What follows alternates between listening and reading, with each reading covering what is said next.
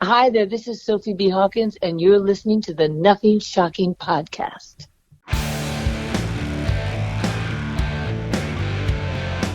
Want to know what's going on in the world of music?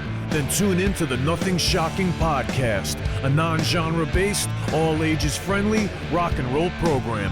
Join us weekly for interviews with all your favorite rock stars from the mainstream to the underground. You can find us at nothingshocking.libsyn.com or anywhere you download podcasts.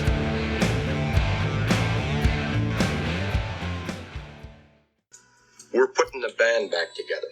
The numbers all go to 11. I'm talking about bands that rock.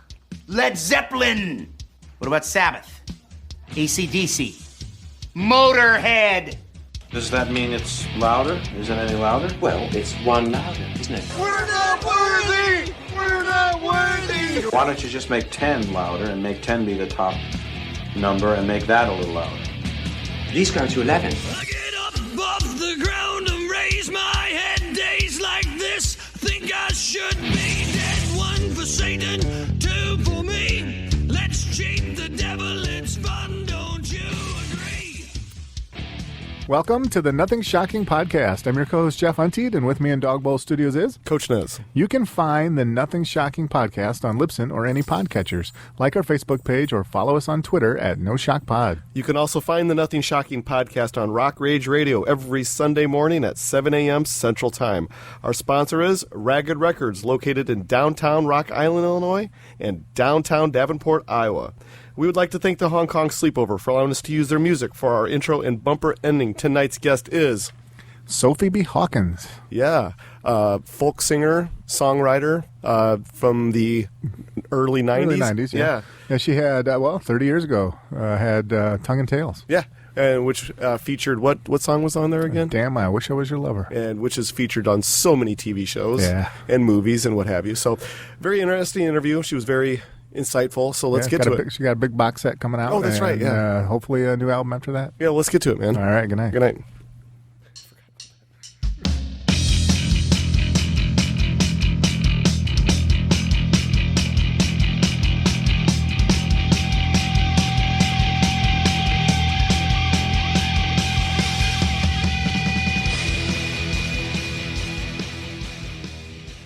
Hi, Sophie. Welcome to the Nothing Shocking podcast. I'd like to introduce you my co-host, Jeff Untied. Sophie, this is going to be fun to talk to you tonight. Hi, how are you? Good. Well, thank you for agreeing to do this. We're excited to have you. You'll be hitting the road this April. Can you give us, our listeners, an insight to the length of this upcoming tour you got going on here?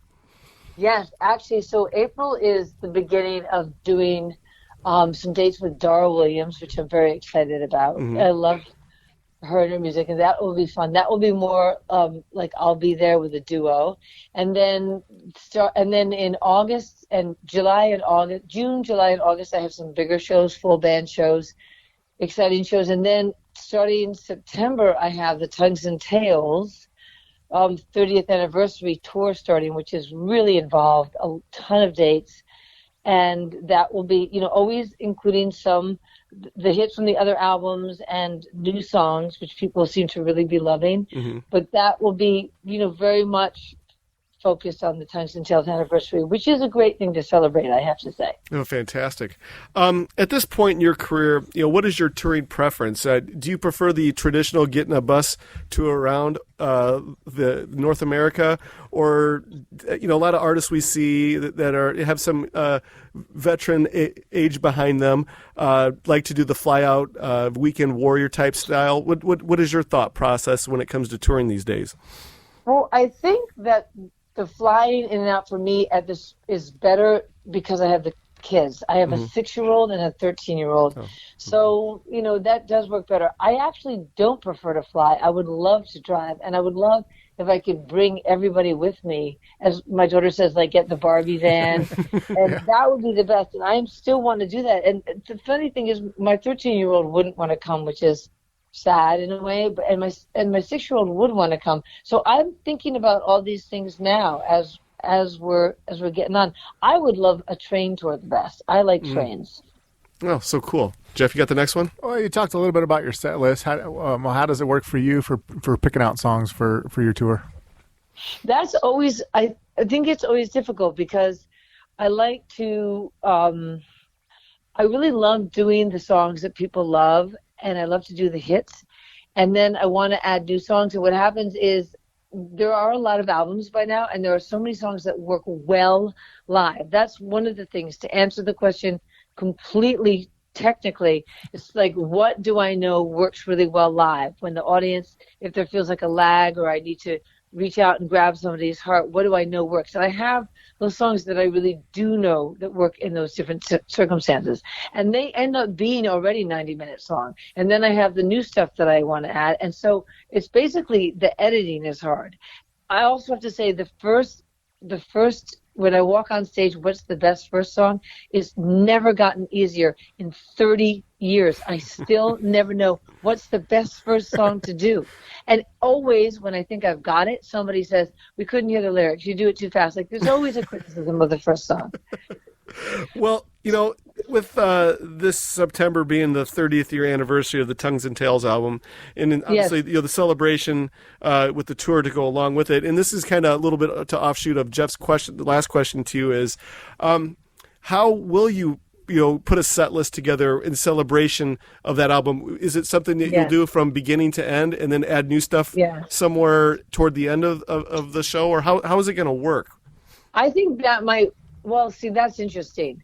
I did do that once, and I thought it did really work because I did the Tongues and Tails album, and I told this not too many stories because basically, I've already tried when I did Ridgefield. I tried doing something a little more scripted that, of course, I wrote, but I didn't think that worked. I think what really works is vibing with the audience. That's sort of my greatest skill. I don't play with the band when I'm on stage. I play with the audience. And so I think doing, though, the album, the full album, the way people who appreciate that it's the 30th anniversary expect it to be played is really exciting, because then I'm going with them on their personal journey of the album. And then I think that would be an easier way to do it and to think about it. Now, on the other hand, I don't know why that wouldn't work. Except that then people would want to leave after the last song, and I'd want to do then all the new stuff. So that's what I have to. So now, it is hard to do a set list. Yeah. Very good. Because, and you know what, also too, because As I Lay Me Down is always such a great moment, and people I think associate it even with the early part of my career, and so there's always that moment where even though I'm doing Tongues and Tails, it's like I should do As I Lay Me Down right now, because that's the song that really should fit here. And by the way, of the box set that's coming out, because there are so many songs on this box set. Like, I think there's 40 demos, home demos of songs that were written that could have been on Tongues and Tails. Can you believe this, guys? I have cassette demos from 86, 87, 88, 89, 90 that are going on this box set. And so they said to me, well, what would the album have been if it wasn't Tongues and Tails? And I'm like, wow, that's an incredible. So I'm putting all these on CDs. I've already digitized them. They're all going on the box set, all these demos of songs, most of which you've never heard. So that's why I'm saying that, is because I always hear the Tongues and Tails that could have been. And As I Lay Me Down, could have been on the first album. So things like that. That's what's so fun about this tour, though. It's like Tongues and Tails, your Tongues and Tails, our Tongues and Tails. It's like very interesting. Oh, so cool. Jeff, you got the next one, or do you want me to take the next one? Well, I was just going to ask you a little bit about your live or your touring band members. Or do you use people that you had recording in the album, or do you hire a special touring band? Well, right now I'm looking for certain musicians. I have some fantastic ones that I found recently, and the only reason I'm always looking for new musicians is I've moved 8 times in the last 5 years, and that was I know, because I moved from California back to the East Coast, and then it was finding the right apartment, and then I had another child, whatever. But anyways, I did settle down where I am settled, and it seems like I'm not going to move for a while. So now I'm looking for musicians on the East Coast, because I was on the West Coast for a while, and it's phenomenal musicians. But, it's this it's time to rehearse here and make a home here again. So that's what I'm doing. And then, by the way, I do have this dream of using the original musicians from Tongues and Tales on some very special shows in the special cities. And that would be because when I make Tongues and Tales, I picked Omar Hakim and I picked Mark Egan and I picked all those musicians. And it was amazing that Sony let me choose those musicians because they were in the jazz world. And I had this dream of having them be on my, somewhat pop record. So it worked out, and I would love to have them again. And I've already been talking to them. Oh, so nice. Cool. Yeah. All right, so I want to bring this back to the box set. And Yes. you've talked about unreleased material from back then. Yes. And so, many of your fans will say, well, just make a new album out of it. You take this material and don't put it in a box set. Create a new album. And it's been since 2012 since your last album. And what do you have to say to our listeners that would say, hey, fans, this is what I have to say. It hurts me more than it hurts you, because I've been trying to give a new album out, and they know this. I have had 3 recorded albums worth of material for 6 or however many years you just said. I can't count anymore. But 2012, my God. It's been so difficult because there's this lack of support in the industry for singer-songwriters. And so I have to say to them, I know I've said this before, but they have to be patient because I do have the material to put out. It is beautifully recorded. And I do play some of the songs live. And then, of course, I'm always writing new songs. But now I'm having this infrastructure. Now I'm having this chance. I'm actually have a shot now, a huge shot at coming back. And it's because of timing. It's because of the world. It's because it's the 30th anniversary. It's because something in the universe has opened up for Sophie B. Hawkins, and I can't explain, but I knew when it was closed because obviously I felt the pain of it. And I know that it's open now because look at me. I've got 30 dates before the end of the year. This didn't happen last year. And it's, of course, because of COVID. This didn't happen before COVID, and nobody can answer those questions why. But many very brilliant people have talked about timing, and I think that's what it is. And Virginia Woolf said, and I don't know that she's not a musician or anything, but she said the relationship between the artist and the spirit of the age is what the future of their works depends upon. And I say I hit the spirit of the age in 1992, and I hit it in 94, and it's been a heck of a journey since then. But now, in 2000, is it 22 or I don't know what year we're in, but this is my year. Awesome. Jeff, you want to take the next one? Or do you want me to take it? Go ahead. Well, I guess this kind of comes back again to the box set, to the unreleased material. Yeah. And it always fascinates me with an artist that has a plethora of material in the vault that they have not released. And yes. Every artist has their time when they decide to release unreleased material that they wrote 20 some years ago and to release it now. And I know you kind of explained, hey, this is the timing is right. Do you have any, angst about releasing all this unreleased material all in one box set? Well, now I do because you've mentioned it. I hadn't actually thought of, the box set was this opportunity to actually digitize all these cassettes. I've been carrying these cassettes around. As I told you, if I moved 8 times in the last 5 years, imagine how many times I've moved in my life. So what I'm saying, I've been carrying all this crap around, and I finally digitized it. And I didn't even dream that it would be some of it is so wonderful.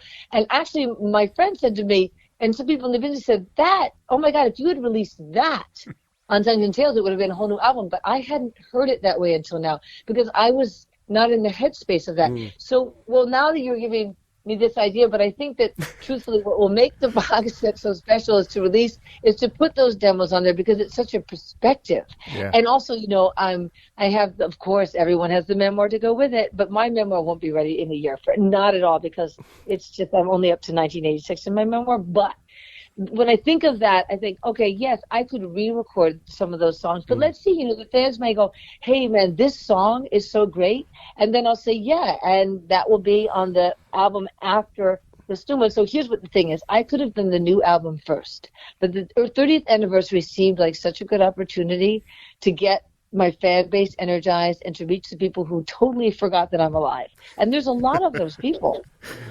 So then when, and to get my management team together, the whole, like I said, the infrastructure, I mean, So anyways, then to release the new album within that whole celebration seems much smarter than throwing the new album out there and then doing the anniversary. I mean, then the timing would be really weird.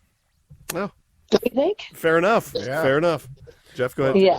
Well, unfortunately, I was one of those persons. I getting ready for this interview. I'm like listening to your music, and I'm like, "Wow, this is awesome." I'm other than the Tongues and Tales, I'm delved into your newer stuff and really enjoyed it. I was listening to Tongues and Tales today, and when I was out walking, and I hadn't looked up to see who the players were, or who was on it, and I'm listening as I'm walking, and I'm like, "Man, this guitar is awesome," and then I looked it up, and I'm like, "Oh, Eric Bazillion." And can you talk a little bit about working with him on that album? Oh my God! And I just emailed him yesterday. What an amazing player! And also, it's the tone and it's the parts. See, everyone, the Eric Bazillion and Ralph Schuckett too, by the way, and Rob Hyman, but Eric and Ralph to the greatest extent, they can play these parts that are hooks in themselves, that are like pieces.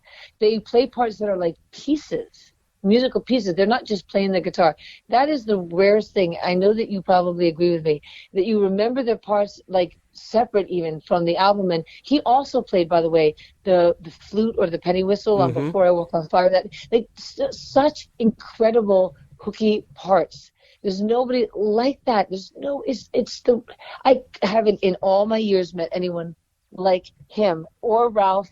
And Ralph had no confidence, and he would play these brilliant keyboard lines and these brilliant string lines on the keyboard, and then he would say, "Oh, that sucks," and he'd try to redo it, and I just had to handcuff him and say, "Stop! You're so good." It's like so great. Actually, on the new album, I will say, I've met one other person. His name is Andrew Sherman, and he's on the new record that I'm promising to release after this anniversary or in the bubble of it.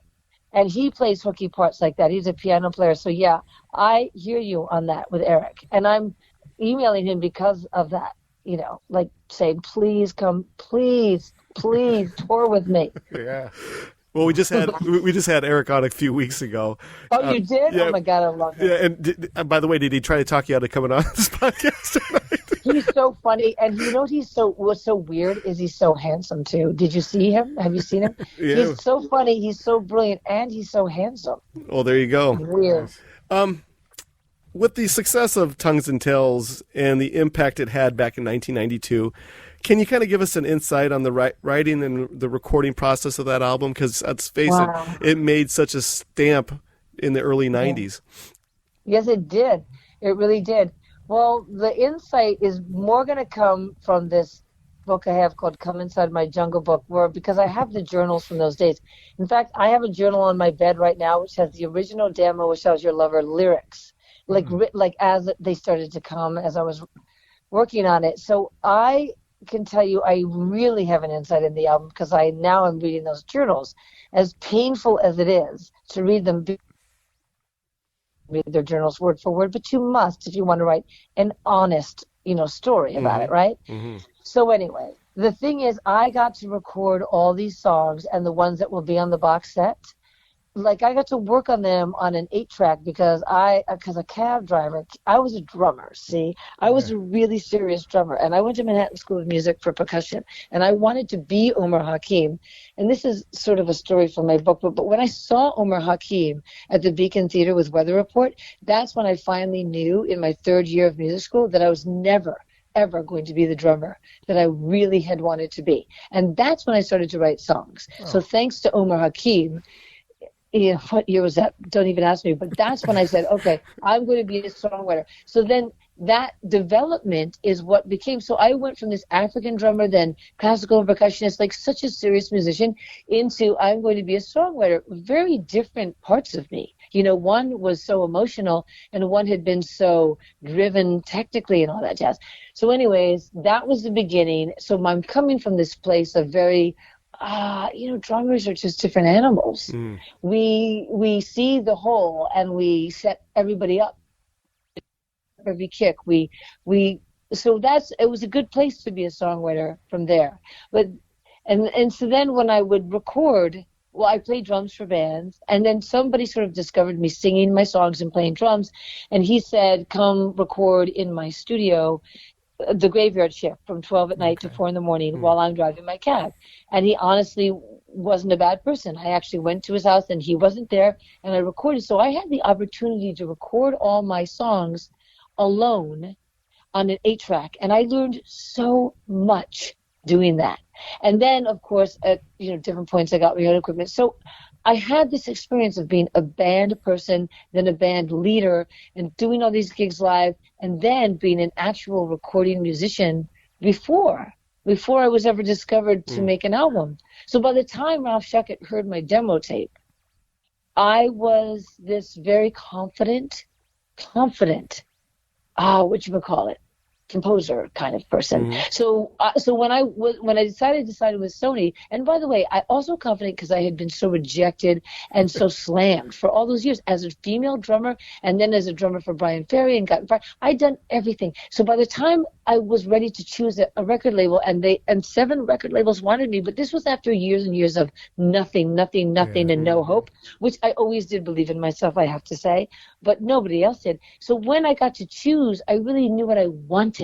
I knew what I wanted in musicians. That's why I said Mark Egan, Omar Hakim, Eric Bazillion. I was so clear, and they couldn't argue with me. Are you kidding me?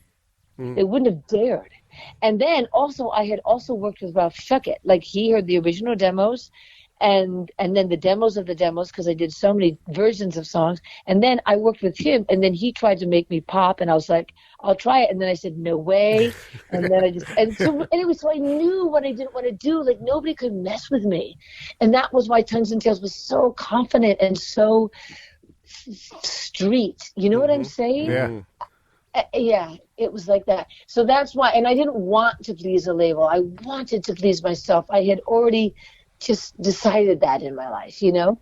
But I didn't start out that way, of course. Oh, so cool. Very cool. Jeff, you got the next one? You want me to take the next one here? Oh, go ahead. Yeah, well, as that album finished and it was ready to hit the market for consumers to listen to, did you foresee the commercial success that it had? Did you kind of see like, hey, I have something special here? And I guess maybe that's the second part of the question is what kind of support did you get from the label once the album was finally released? Oh, well, I did love the album, and I did think that it was really special, but I didn't think other people would definitely didn't think people would hear it on a big level. So when it started to become, there was also, after the album was done, I thought it would never come out because Sony took such a long time preparing, and I didn't understand the marketing whole thing. So I did think that they were secretly not telling me that they weren't going to release it and they didn't want to hurt my feelings. So when it was finally going to come out, I was shocked. And then when I heard it on the radio, all I thought was, I don't know if it's really good enough. But I didn't think it was going to be received the way it was received. And I was happy that it was loved. And I was happy that the people who loved it because it was really broad. It was young people like I was then, and it was older people, and I understood why they liked it because the lyrics were really so real and true for my soul and not manipulative. So anyways, but then, and Sony really did support it. They really did. Then there was a turning point where they didn't support it anymore. And I wouldn't say it was a they. It was more like the head of the label, angry that I was so open and salty, I guess. And then they got upset with me, and they kind of pulled the support at a certain point. But they said, move to Europe. We don't get you anymore. And so I moved to Europe. But anyways, it all worked out. I'm still here. Oh, yeah. Fantastic. Well, I kind of wanted to change gears on you because I wanted to talk about, back in 2012, you played Janis Joplin in the nationally touring play Room 105. Can you talk about the opportunity of starring in such an iconic role, and how did it all work for you? How did this opportunity come to you? Well, that's a really great question because, again, that was something that I thought there's no way I can play Janis Joplin because my voice is actually so different than hers. And I mean, like, I'm a couple of octaves lower. She's, by the way, like a coloratura soprano, and she was trained as a soprano by a classical opera singer, which was her mother. Her mother was an amazing opera singer, and the only reason she wasn't in New York singing was because she thought New York was the devil. So she trained Janis to be this gorgeous, gorgeous voice. And me, I'm an alto and a drummer, and I thought, no way, can I do this? Well, so what I did was this. So I was very happy that the person wrote the play and said, this is what you have to do. You're going to star in this. So I went to acting class immediately because, had to be an actress on the stage. And I started to read everything about Janis, watch everything about Janis, but most importantly, I attacked it like a musician. I transcribed every single song of Janis's, and I didn't only learn the song like a singer. I wrote the notes out, like her phrasing. I wrote every single dip and swirl out, and I learned and I figured something out about her. I figured a lot of things out about her because I listened to how she went from this acoustic folk artist to that San Francisco sound of Janis Joplin that made her famous. And I kind of figured out the leap before I went on stage, before we ever did the play. And I was really proud of myself. I said, I know how she got there and I know what she was doing. And it was kind of like I was in her skin. And then I started to write songs as Janis. In fact, I have those demos. Oh. If I'm too drunk to walk, put me in my car, I'll drive. I have that demo. And everybody in the band thought it was Janis. Oh, wow. I know they thought it was her because I did it as her. So anyways, that's how I approached Janis. The same way that I approached learning Elvin Jones when I was a drummer. I transcribed every single millisecond of her voice. And then I transposed it to my range. And nobody could tell the difference that I was doing it as an alto. So that's really it. I became her as a musician, and that's what gave me the confidence to become her as a person on stage. And then I have to say, her friends came to the show because word got out, and they thought I was channeling her. They gave me her rings. They gave me her clothes. They thought that I was truly channeling her, and then I started to feel like I was. So that was really an experience. And it was very difficult when the show ended because I felt so close to her.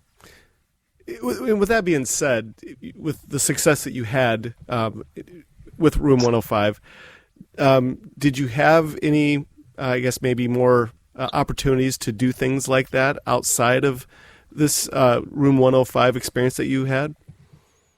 Well, I think that was a timing thing because when the Room 105 ended, then my whole life in LA fell apart and I had to leave with my son. And it was like this tragic end for Janis and me at the same time.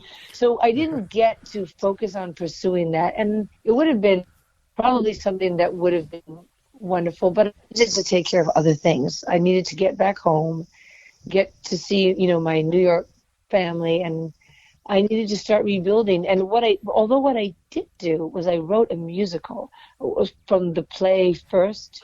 So I took the theater experience and the love of theater. And by the way, I had acted before my first record came out. I had done a whole couple of years of really acting seriously to be a better songwriter. That was my excuse for acting. I thought if I could do a great monologue, because I thought I had no life experience. So how can I write great songs? I thought, well, if I'm an actor and I can know how other characters think, I can write better songs. I'm not sure that really works out. But so when I came back, that's what I did. I took the love of the theater and the love of the experience, and I channeled it into making a very personal musical, which is now probably going into production too. It's called Birds of New York, and I say probably because it will at some point, but I don't want to say when. Oh, so cool. Nice. Jeff, you got the next question. On Facebook, I saw recently you had read a poem of sorts. I think it's called Would You Rather?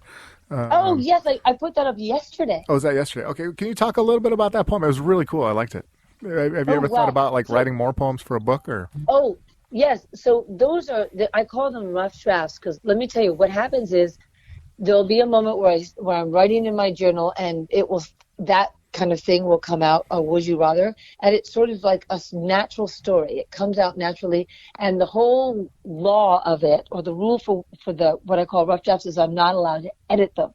I'm not allowed to go back and edit them. So when it comes out like that, and that's sometimes how it does, I will read it live from my journal, unedited. And the point of that is because I feel all creative people, which is all people, when they're not thinking and not editing, is sometimes the best stuff. But we all get into our head and try to make everything perfect and saleable and all this stuff. So that's the point of that rough draft that you heard, Would You Rather. It was a natural story that came out naturally. Now I have a bunch of them on YouTube. I think there's there might be even 10 or more. So yes, I think that, so right now the beauty of those is that people are getting this insight into how my mind is this sort of circular thing. That's how my mind works. And then at some point, yes, I would love to put them together. And I'll have to transcribe them because they're all in different journals, but at least they're on YouTube so I can go back and listen to them.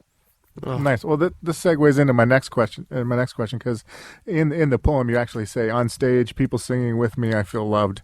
And I ask artists a lot because I've seen this from a fan perspective where the audience is singing along, and I've seen one show where it literally stopped the show and the singer was speechless, and you could just feel the humbleness in the air.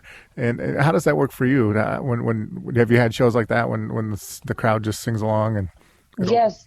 It's what you said. It's that you're a part of, like, there's that great phrase that you want to be the raindrop in the ocean and you're the ocean in the raindrop. Mm. And that's how it feels when that moment happens. You're all together and you're this one little part of this bigger thing. And they are this one little part of the bigger thing that you somehow help facilitate. It's funny how there are so many other problems in the world because that's what human beings are capable of. It's so incredibly deep. It does. It is. I have one last question for you. I don't know if Jeff has anything a little bit. So The Crossing was your last album, full-length album in 2012. And as we see pop culture, music and pop culture, artists are kind of reluctant to release full-length albums any longer. They go to releasing singles at a time or even an EP. It's like EP driven now. For you, when the time comes to release a new album or new material, where's your headspace? How are you going to release it? Will it be a singles at a time? Will you release a full-length album? Will it be an EP? Well, I love the album. Like, I love the album as it is, and I'm not lying when I say it's recorded with live strings and everything is live. There's nothing synthesized. It's so elegant and I love the new songs. So I do have an album, but the only way that the singles would become prominent is that to sort of sell the album. I think you do. And in the old days we did that. Didn't we release Damn before Tongues and Tails? I think that. Yeah. So it'll probably be the single, and then the album. But there is definitely an album, and it is a cycle, and it is something that people who like my music can say, I get where she's going, I get the order, I get how this all came about. Oh, very good. Yeah. Well, yeah. We're out of our allotted time, but is there anything that we did not cover tonight that you would like to promote or plug? Let me think. So we did. Well, I want people to come out and see me, and I want to say that the fans who are definitely righteously angry at me for not releasing my new album, I want to say that if they come to the shows, they can hear the new songs, and they can tell me to my face how mad they are, because that happened at the last show that I did, and it was awesome. This woman was literally, like, growling at me, like, what, blah, blah, blah. And I said, you know what, I totally agree with you. You should hear how I talk to myself. But anyway, so that's one thing. Come to the shows, and then they can not only hear and feel, they can hear the live songs before even the album, which I think is cool. And then really just please follow me on Instagram, because I really need more social media action for people to want to, put support behind me. So help me out, please. Oh, most definitely. Right. Most definitely. Yes. Well, this is how it's going to work out. We're about 4 weeks behind on our episodes. When yours will be ready, probably about a month or so. When Jeff, the editing wizard over here, gets everything all cleaned up from this interview, and then I'll send you the edited link to your publicist immediately. Thank you so much. It was a pleasure having you. Been a lot of fun. Thank you so much. Thank you. I loved it. All right, guys. Take care. Good night. Bye. Bye-bye.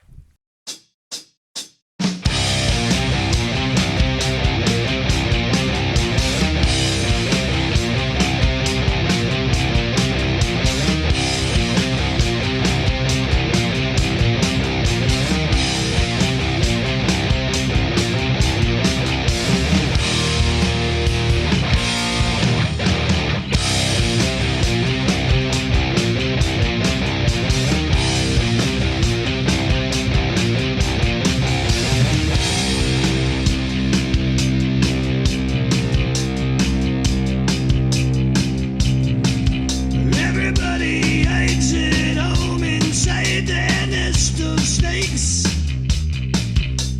Everybody grinds the stone and makes their own mistakes. Hide in the headlights, fight the grip of fear. You can make your dreams come true, but you just can't do it here.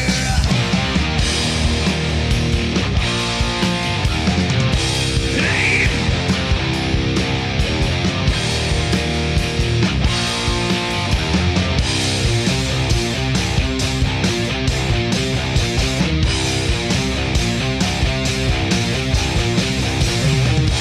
Everybody eyes the gun and screams inside their head.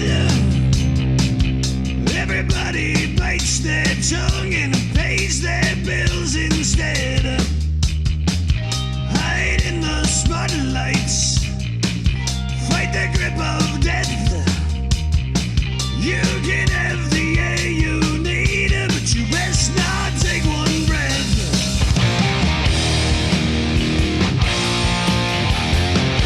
Hey.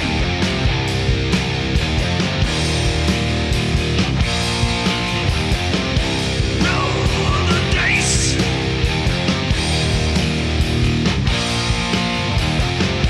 Take your chances.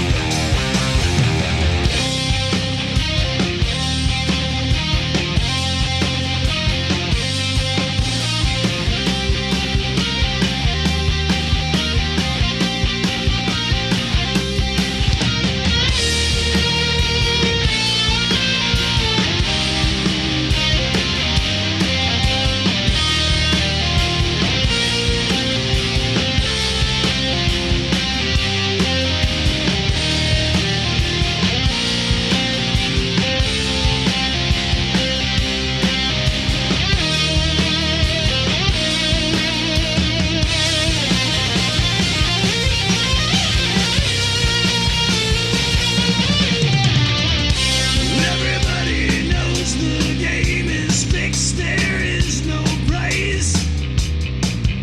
Everybody pulls the plug and says their last goodbyes. Move to the sunshine, fight the grip of nights. If they ever take from you, then you plug out both their eyes.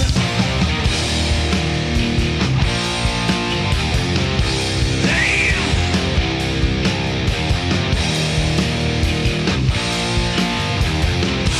Roll the dice.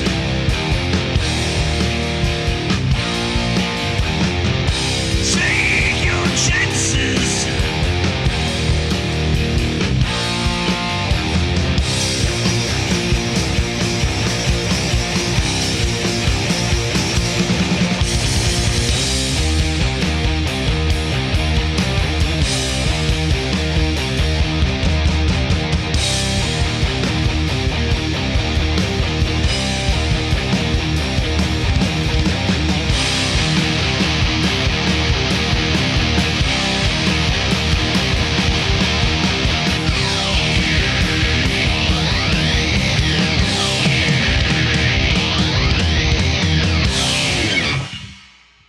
Welcome to the night. You think you know Night Demon? Then the Night Demon Heavy Metal Podcast is for you. Step into the darkness as we peel back the curtain to give you an unprecedented, all-access look into the mind and the heart of the demon. We're talking band history, song analysis, studio anecdotes, stories from the road. It's everything a diehard Night Demon fan could want and more. This is the only place to learn the inside scoop, The deep dive trivia, the untold tales from the band members themselves and those closest to the Night Demon story. Need more? The sacred Night Demon Crypt will be pried open to reveal demo recordings that have never before seen the light of day, all with in-depth commentary by the band and the people who were there for the writing and recording process. This is a gold mine, a treasure trove of all things Night Demon. Head over to nightdemon.net or wherever you listen to podcasts.